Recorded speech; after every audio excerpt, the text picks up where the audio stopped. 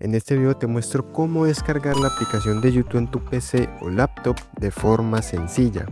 Lo primero que haremos será abrir nuestro navegador preferido. Ahora buscamos YouTube y seleccionamos el primer resultado que nos aparece.